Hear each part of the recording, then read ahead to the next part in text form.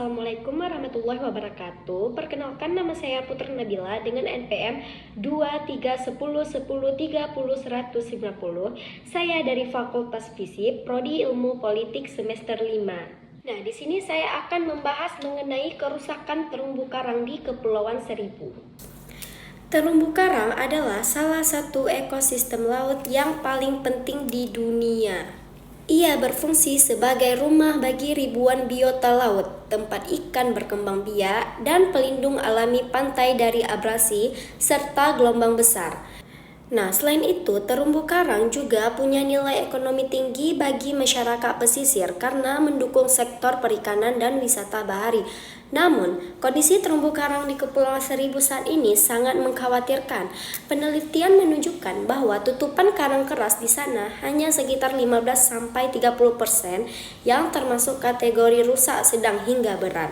Nah, kerusakan ini disebabkan oleh aktivitas manusia seperti penangkapan ikan dengan cara destruktif, pencemaran dari daratan, dan tekanan akibat pariwisata yang berlebihan.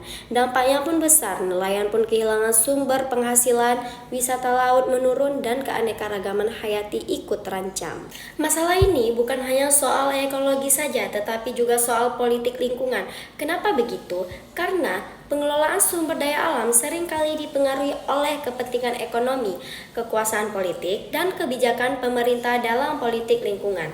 Nah, kebijakan yang seharusnya melindungi alam seringkali berubah arah karena adanya tarik-menarik kepentingan antara pelestarian lingkungan dan pembangunan ekonomi.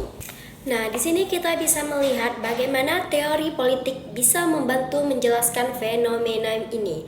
Nah, kalau kita lihat dari sisi realisme, negara dianggap sebagai aktor utama yang berfokus pada kepentingan nasional, terutama ekonomi dan stabilitas politik. Ini artinya kebijakan sering diarahkan untuk memperkuat pendapatan negara. Misalnya dengan mendorong wisata bahari di Kepulauan Seribu. Walaupun itu beresiko memperparah kerusakan lingkungan, bagi pandangan realis, pelestarian lingkungan sering dianggap sekunder dibanding pertumbuhan ekonomi. Sebaliknya, liberalisme menawarkan pandangan yang berbeda. Teori ini menekankan pentingnya kerjasama dan kolaborasi antar aktor, bukan hanya negara, tetapi juga masyarakat, LSM, sektor swasta, dan lembaga internasional. Pendekatan liberal percaya bahwa masalah lingkungan bisa diselesaikan lewat partisipasi publik dan kebijakan bersama seperti program rehabilitasi karang, ekowisata berkelanjutan, dan perlibatan masyarakat lokal dalam pengawasan laut.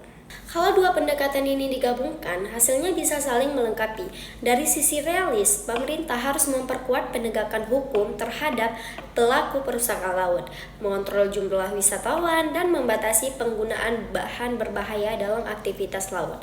Nah, kalau dari sisi liberalnya, penting untuk memperluas kerjasama lintas sektor seperti kolaborasi antara pemerintah, masyarakat lokal, dan akademisi.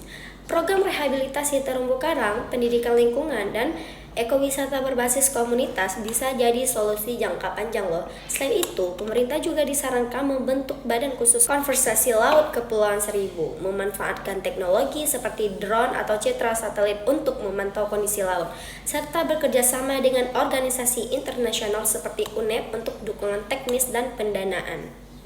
Jadi, kerusakan terumbu karang di Kepulauan Seribu bukan hanya masalah lingkungan, tetapi juga hasil dari keputusan politik dan kepentingan ekonomi. Pendekatan realis penting untuk memperkuat kontrol negara, sementara liberalis penting untuk membangun kolaborasi dan kesadaran bersama. Nah, kalau dua pendekatan ini dikombinasikan, kita bisa menciptakan pengelolaan laut yang berkelanjutan, di mana pembangunan ekonomi tetap berjalan tanpa mengorbankan alam. Terima kasih sudah menonton, semoga pembahasan ini bermanfaat dan bisa menambah kesadaran kita semua tentang pentingnya menjaga ekosistem laut di Indonesia. Sekian dari saya.